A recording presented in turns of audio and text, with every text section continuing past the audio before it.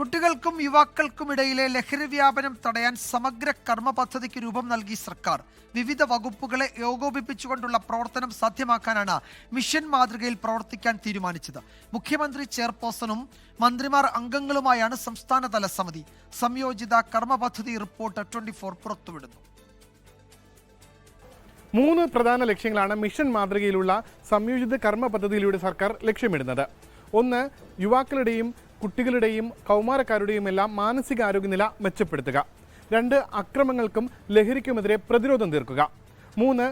സുരക്ഷിതവും ആരോഗ്യകരവുമായ ഒരു സാമൂഹ്യ അന്തരീക്ഷം സൃഷ്ടിക്കുക. ഇവയാണ് പ്രധാന ലക്ഷ്യങ്ങൾ.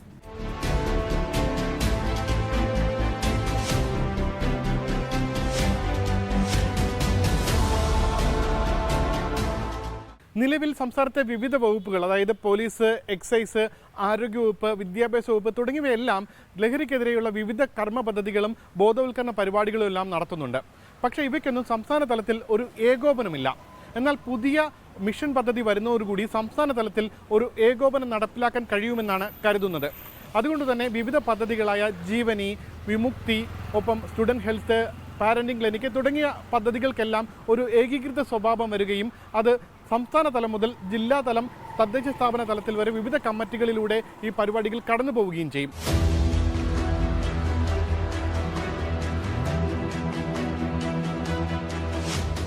മുഖ്യമന്ത്രിയാണ് സംസ്ഥാനതല സമിതിയുടെ ചെയർപേഴ്സൺ. ഒപ്പം വനിതാ ശിശുവികസന വകുപ്പ് മന്ത്രി, തദ്ദേശ സ്വയംഭരണ വകുപ്പ് മന്ത്രി എന്നിവർ വൈസ് ചെയർപേഴ്സൺമാരാകും. മറ്റ് ബന്ധപ്പെട്ട വകുപ്പുകളുടെ മന്ത്രിമാർ അംഗങ്ങളാകുന്നുണ്ട്. കൺവീനർ ചീഫ് സെക്രട്ടറിയാണ്. എല്ലാ 3 മാസം കൂടുമ്പോഴും ഈ യോഗം ചേർന്ന് സംസ്ഥാനതല സമിതി പ്രവർത്തനങ്ങൾ വിലയിരുത്തണം. ഒപ്പം നയം തീരുമാനിക്കേണ്ടതും മറ്റ് സമിതികളുടെ ഈ പ്രവർത്തനം തീരുമാനിക്കേണ്ടതുമെല്ലാം ഈ സംസ്ഥാനതല സമിതിയാണ്.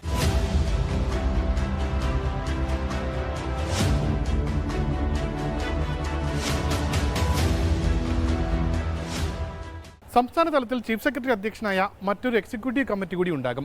ചീഫ് സെക്രട്ടറിക്ക് പുറമെ മറ്റ് ബന്ധപ്പെട്ട വകുപ്പുകളുടെ സെക്രട്ടറിമാരും ഇതിൽ അംഗങ്ങളായിരിക്കും. ജില്ലാ തലത്തിലും ഒപ്പം തദ്ദേശ സ്ഥാപന തലത്തിലും ടാസ്ക് ഫോഴ്സുകളാണ്. ജില്ലാ തലത്തിലെ ടാസ്ക് ഫോഴ്സിൻ്റെ ജില്ലാ പഞ്ചായത്ത് പ്രസിഡന്റായിരിക്കും അധ്യക്ഷൻ. ഒപ്പം തദ്ദേശ സ്ഥാപന തലത്തിൽ തദ്ദേശ സ്ഥാപനത്തിൻ്റെ പ്രസിഡന്റായിരിക്കും അതിൻ്റെ അധ്യക്ഷൻ. എല്ലാ മാസവും ഇവയുടെ യോഗം ചേർന്ന് പ്രവർത്തനങ്ങൾ വിലയിരുത്തണം. റിപ്പോർട്ട് വനിതാ ശിശുവികസന വകുപ്പ് ഡയറക്ടർ സർക്കാരിന് കൈമാറണം.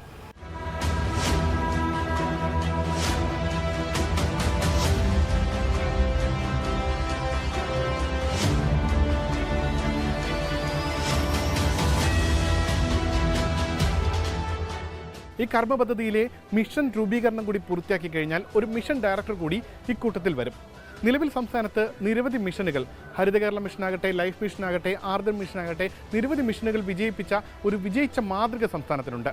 സ്വാഭാവികമായി ഈ ലഹരിക്കെതിരെയുള്ള ഈ മിഷൻ കൂടി വിജയിച്ചു കഴിഞ്ഞാൽ 2ാം പിണറായി സർക്കാരിൻ്റെ ഒരു ചരിത്ര ദൗത്യമായി അത് മാറും. SKN40യിലൂടെ 24 ഒപ്പമുണ്ടാകും. ഉമേഷ് ബാലകൃഷ്ണൻ, 24 തിരുവനന്തപുരം. ലോകത്തെവിടെയായാലും ഏത് സമയത്തും 24 വാർത്തകളും ഓഗ്മെന്റഡ് റിയാലിറ്റി പാക്കേജുകളും എക്സ്പ്ലെയിനറുകളും വിശദമായി കാണാൻ ഞങ്ങളുടെ യൂട്യൂബ് ചാനൽ നിങ്ങൾക്ക് സബ്സ്ക്രൈബ് ചെയ്യാം.